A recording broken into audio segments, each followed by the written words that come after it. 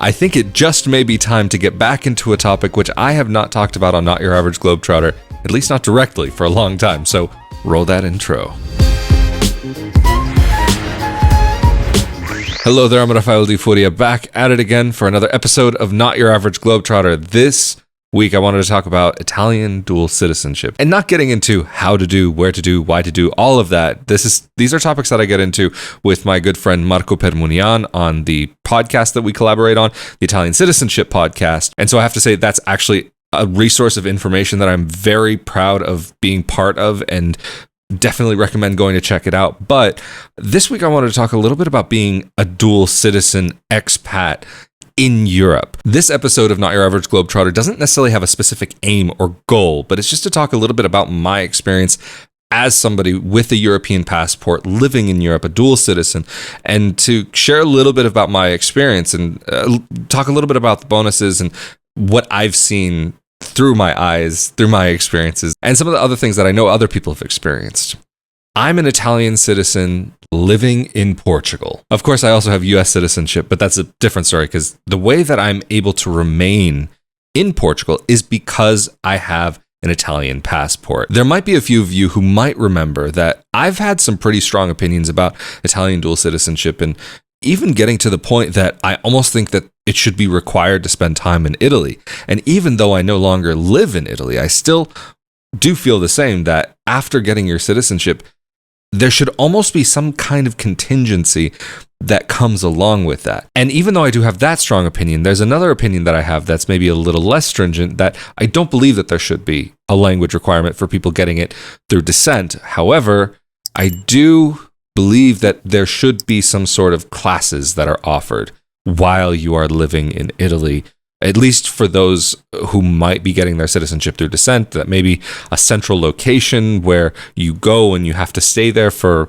I don't know, a few weeks, a few months to kind of get acclimated. You go through some language classes, some cultural lessons, and all of these things. And of course, things aren't like this, and this probably wouldn't even be the best way of going about it because it would create an inequality because the people who get Italian citizenship by descent are all recognized the same way. And those are the people who are born to Italian parents living in Italy, as well as those individuals such as myself who are born from an Italian family line. And so I can say, as somebody who has Italian citizenship, that I did spend that time living in Italy. I did spend some time to try to learn how to speak the language. I think it's nice, not just from a practical standpoint, but just from a feel-good standpoint. I know I hate getting into the fluffy rainbows and unicorns and all that stuff, but this is the one time where I will say that for me, getting Italian citizenship had a slight connection to that fluffy feeling. And even though I often talk about getting away from the rainbows and fluffy unicorns and fluffy clouds, whatever, that whole stuff, having an emotional connection, I do think makes a difference at the end of the day. And so that's why it was actually even difficult for me to leave Italy. But there are many people who do want to get Italian citizenship so that they can live in the European Union. And that is a massive benefit. These different countries that have come together to form this greater union, and not just like a trade union or a fiscal union, but actually coming together to allow for freedom of movement, freedom of travel, freedom of being able to work and live in another European nation.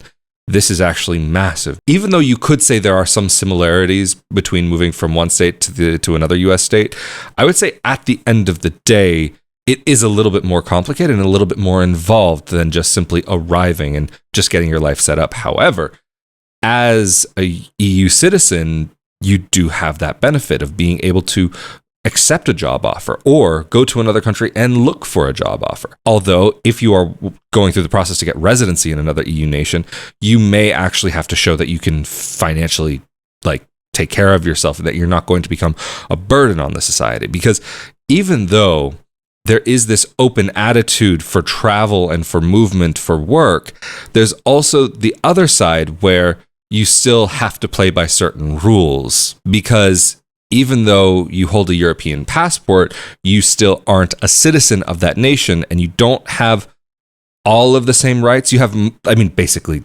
the majority have the same rights, but there are certain things that citizens will have a right to that non-citizens might not. For example, voting for certain elections. I think in local elections, you can technically vote, but for example, you would not be able to vote for a national election. And I can say without a doubt, that's something that I don't have a problem with and fully respect. I definitely see the reasons why that exists. But there are a lot of people who want to get Italian citizenship specifically so that they can move to a country like, say, maybe Germany or France or Belgium or wherever. And yes, I can definitely understand that because some of those places have a certain interest to certain people that maybe a country like Italy, they might not have that same opportunity or same interest there. And I'm not going to say, oh, you're not going to find these things in Italy. But at the same time, like if you're looking for work opportunities, there might be other countries that are worthwhile considering because the salaries that you might receive in Italy or elsewhere in Southern Europe might not be as lucrative, we could say, as what they might be in other parts of Europe. But of course, in other parts of Europe, you'll have a much higher cost of living. Well, really speaking about the northern part of Europe.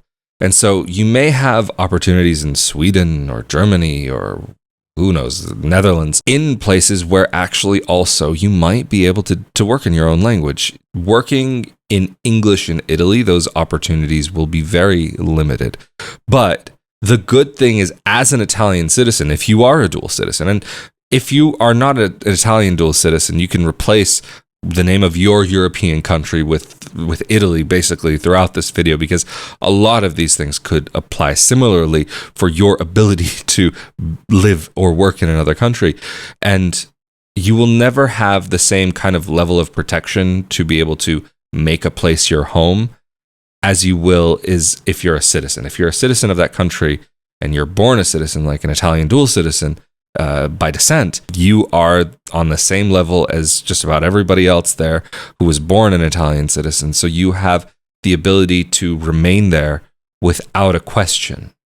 That, at the end of the day, is a massive factor. Whereas if you're in another country and you're not a citizen, while you may be able to live there without restrictions, and if you're coming from one EU nation and moving to another, it's going to be much easier for you to remain in that place just as a given, but you are still not a citizen of that country. So, yeah, okay, if you spend long enough there, it's worthwhile to become a citizen. Of course, as long as your country allows you to hold more than one passport, more than one nationality, not one passport from the same country. That would be a very different thing and a potentially illegal problem that not worth getting into in this video. But you have the ability to take advantage of this. And it's not just for work and it's not just for travel, but even in Europe, you have the Erasmus program for people who are studying in the universities here to be able to go to another European nation and do basically an exchange program, but get credit back home and be able to go to another part of Europe and have an experience in another culture, another language, or maybe even in English, whatever. Different programs will have different requirements. And it's really cool from a cultural exchange perspective because there are a lot of different cultures in this part of the world that, okay, people think, oh, European, they're all white, they're all this, they're all that. But in Europe, there's different cultures, different people. And or maybe let's think about it like this. Like if you're looking at the countries of Europe and you look at maybe the countries that have a language that is based on Latin, there's going to be a wide array of what these places are like, what their people are like. But even if we're thinking about Italy, Portugal, and Spain, these are going to be the most Latin among these countries that have Latin-based languages, at least what people think of as romantic. And maybe in that more Latin way that people think of stereotypically, a little bit more fiery, a little bit more whatever. I'm not going to get into these. But even among these three nations, you will find differences between the people. And it's not just the language as well. There will be cultural similarities and there will be things that you can find. Even some little things that I've seen here in Portugal.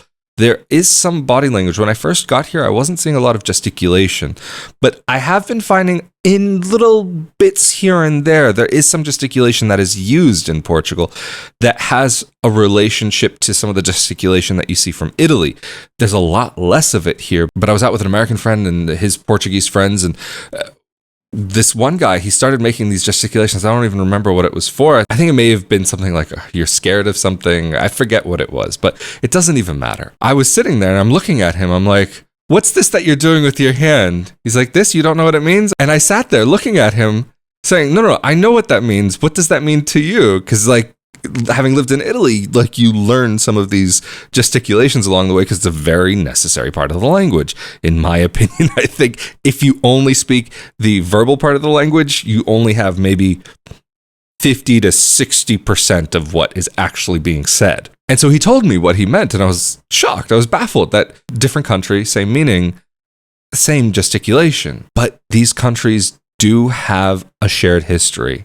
So it makes sense. But then even from a linguistic standpoint, okay, this all really helps that the Latin languages help with one another. But even if you start looking at people who are more separated in Europe, you start looking at maybe Eastern Europe, Central Europe, and Southern Europe, you start seeing connections to Latin words that end up being shared by these different languages. So from that perspective, it's a fascinating cultural experience. So that's for me why I have such a strong opinion about almost having some sort of necessity to, when you first get your Italian passport, to spend some amount of time in Italy to learn about the country as it is today. Because for a lot of dual citizens who are getting it through their ancestry, their families have already been out of the country for a couple of generations at the very least. And something that many Italians in Italy complain about is that, well, how can you call yourself Italian? You didn't grow up here. You're not one of us. You don't have the same cultural references that we have. So how could you actually be Italian? Whereas many people who are of Italian descent have a different definition, going by the blood or going by, I mean, especially in a country like the US. It wasn't just that I grew up with an Italian feeling. It was because I had my grandfather in my life who was always constantly telling me, kid, you're Italian. It's something that was drilled into me. So it was not a question when I was growing up. Oh, what am I? It was, identity was never a question of any kind. And even then, I have an Italian last name. Di Furia is my real last name. And so I even had teachers that, like the first day of school, or even substitute teachers, that they would see my last name, Di Furia, and they would say, oh, you're Italian? I was like, wait, what? How did you know? Because I mean, of course, as a kid, like, you know that you're something, but maybe you don't know some of the identifying factors, or that different names come from different parts of the world. This is when I was a kid, like little. And it wasn't just my grandfather, but again, there's these external factors of people telling you what you are, or kind of pushing that onto you. And that's fine. That's whatever. You may go along with that. You may not go along with that. For me, it was just like, all right, whatever. It's something that I can't help, nor would I want to try to help that. So I'm okay. So I never tried to disguise that or hide that. Actually, in Italy, though, having lived there, this is maybe the one place where I would have withheld some of how I felt about being Italian, or about where my family was from. Because if I had mentioned where my family was from, then I would notice that I would get treated a certain way. Or if, even when I lived in Alto Adige, in Südtirol, that having an Italian last name led to my being treated a certain way by certain people, doctors' offices, when I was going for jobs. If they saw my last name first before knowing me, they're like, oh, this guy, he's an Italian, he's coming. This is okay. If specific to this part of the country that has much more of a Germanic influence on it and is very culturally non-Italian, even though it's now part of the greater Italian nation, they have their own thing that maybe relates more to other parts of Europe more than to Italy. Or even in that same region, if I got into a conversation about something and then they found out about my Italian last name, I was very careful about some of those things, because it's like having that kind of name, you could get treated a certain way, and I did get treated a certain way. Again, I've briefly alluded to this and mentioned this before, why I left Alto Adige and why it wasn't the place for me and ended up living in the Veneto. But even when I was living in the Veneto, my family came from Italy. Good enough. That's fine. End of story. We don't need to talk about where. But because my at least the Italian part of my family that I was more connected with, they were from southern Italy, this was something that I was always very careful about. I actually ended up finding out after even leaving Italy that another part of my family that I didn't even think had a connection to Italy, apparently there was some great grandmother or something who was Italian. And so just based on the little information that I've been able to kind of figure out so far, it seems as though she could have been from northern Italy, so I guess I'm okay. But these are things you have to take into consideration. And then also, as an Italian in other parts of Europe, if people know about your Italian connection, they might treat you a certain kind of way. I cannot tell you the amount of jokes that people have made trying to get buddy about, oh, mafia or this or that. And it's like, no, I have nothing to do with that. And I get there's the stereotype and this image that's out in pop culture, especially due to The Godfather. I mean, it's a shame because those are actually some really great movies. And the image, though, that they give of Italians or Sicilians, but getting kind of everybody put into the same basket, or even Goodfellas, it casts a very bright negative light on a very small portion of the overall community. But it ends up that this light is shining so bright on that one little small part of the community that it's so bright in the room that everybody kind of falls into this well-lit area. So even here, I've run into situations where there have been some people who've said some like really nasty stuff about Italians, and I just had to take a step back. And I really am not the type of person that likes to make a big scene out of things, but I've just known that there are certain people that I'm just not going to associate with because I don't need to educate somebody on what I think is right or wrong or what is the right way to go about things. If that's the way that they are, then hey, that's the way that they are. I'm going to live my life. I'm going to enjoy my life and let them do them, even if I think what they're doing is a mistake. And also in other parts of Europe, there are people that talk about these stereotypes. So while I'm not trying to dissuade anybody from going to another country, these are little things that might just pop up from time to time, especially if you have an Italian last name. If you don't have an Italian last name and you can just blend in with everybody else, you probably won't get so much of this. But this is just one of those things that can happen. You have to be kind of like a duck and let the water roll off your back. There are going to be these things that happen. You can't let it take over your life. You can't let it like really get to you. Even though maybe you're not so crazy about it, it's one of the things that you can come across. But it's not like Italians are singled out in Europe. Every nation in Europe has another nation that they make fun of. I mean, even I have a friend here in Braga who's French. We poke back and forth at each other. American, Italian, French, this, that. We go back and forth, but it's that kind of friendly banter that you know actually means nothing. There's a difference between friendly banter that means nothing and a little poke that maybe feel like there's a little bit something more there from somebody that maybe you don't know as well. Let's at least pass a point of familiarity before crossing that bridge. And like I mentioned at the beginning of the video, there's one other topic that I do quickly want to touch on, and that is not just my experience, but the experience of others. And I've been noticing among the community of Italian Americans or people with an Italian dual nationality, I'll put it that way, that there's an interest actually in moving to Portugal. Portugal, just in general, has been gaining a lot of steam in the headlines and news and how attractive things are here for non-citizens and this and that and cost of living and whatever. Cost of living.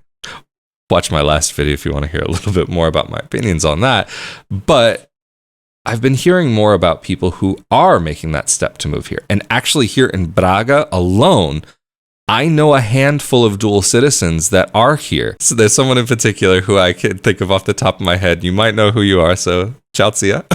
And she actually knew about my YouTube channel before even being in Braga, and then ended up that we're all now living in the same place. And there are a few of the, I guess you could call homegrown Italians who do live here in Braga. And it's been interesting to hear about their experiences here in Portugal and how it is for them coming directly from Italy, whereas maybe people such as myself who've had time in Italy and now are here, or who have the Italian passport but are from the States, they know Italy somewhat well, but then they're living here. To put these all together, it's fascinating. Even some of you from over the years, because this project, Not Your Average Globetrotter, has been going on for a little while now, more than just a little. But there have been some of you who've let me know that you actually were thinking about Italy, and actually around the time that I moved to Portugal, you were thinking about Portugal. Or there's all these little kind of things that I think are actually quite funny, because Portugal actually is a very underrated place. I'm not saying that I think everybody should move here or that I think it's appropriate for everybody. It's just interesting to see what people are becoming aware of and how they're becoming aware of it. And in no way at all am I trying to take credit for any sort of brand awareness that Portugal may have. I just do think that it is interesting to see that there are more and more people that are getting in contact with me or on my social media, like on Facebook, that I know they're dual citizens and now they're starting to talk about Portugal or posting about Portugal, or some of you who've actually been along on this ride with me since when I was living in Italy, that you were telling me that you were debating between the two countries, and now maybe you're leaning more towards one or more towards the other. And so that's been fascinating for me to get to learn about, because there's one thing, to get back to an earlier point about the cultural aspect of things and how if you're not born and raised in Italy, some people may not see you as a real Italian. And being an Italian American in Italy, it's nice, it's heartwarming, but something that I've seen a lot and experienced personally to an extent is that you do feel as though you have this connection with the country. And you've spent maybe a good portion of your life being told you're Italian, you're Italian, you're Italian, especially if you have an Italian last name. That I'm saying that very specifically because that's my experience. Maybe in other people's experience, they've been told that, but they might not have the last name. But I can say that for me, that this is my case. And I got to Italy and all of a sudden I wasn't Italian. I have the passport, I have the ID, birth certificate, medical card, everything. But not a real Italian. So it was very nice to be able to connect with that side of my family and to be able to explore some of that country. But it's also nice to be in another country, I guess a third party country, where, okay, I do happen to have some ancestry from here, but it's a little bit different. But here, it's gotten to the point again where people are telling me I'm Italian. And I just think it's funny. It's not like, I wouldn't say it's like, oh, it's nice to have this feeling. People are telling me I'm Italian. I'm not looking for outside validation. It's just a funny little experience that it's such a minute thing that I end up laughing about it when somebody says it, even maybe not outwardly, but just kind of internally, that there's this whole thing, oh, you're Italian, of course you would know about this, or you're Italian. And it's like, wait, I'm being told I'm Italian? It's like, I've just been in Italy for X amount of time and they've been telling me I'm not Italian, even though I'm Italian. But wait, what's going on here? It's just interesting to take note of that. I've been very fascinated by the cultural aspect of what it means to be Italian. And there have been a number of videos that I've put out on that topic. And so this is just another external factor on top of all of that. What does it actually mean to be Italian? But anyway, I think this is where I'm going to round out this video. So thank you so much for joining me for another episode of Not Your Average Globetrotter. Of course, a huge thank you to those of you who help to make these episodes possible on a monthly basis through patreon.com/Rafael di Furia or rafaeldifuria.com/Patreon. Of course, also a thanks to just the one-time donations. All of that helps this project to be able to continue to push forward, as well as the shirts, mugs, onesies, and more. And also thank you to those of you who are subscribed and like these videos and share them with your friends and family. Those all help this project to be able to continue to grow. Getting close to 25,000 subscribers, and it's kind of crazy to me that this project has kind of turned into what it is. I realize that 25,000 may be very small in comparison to many other projects out there online, but I'm so grateful for each and every one of you who has been here along the journey, even for some of those of you who may no longer be a part of this journey and join in. So thanks to those of you who are actually watching and who made it this far into the video. So thank you. I'm Rafael di Furia. Stay safe and healthy out there, and I will see you all next time. Later.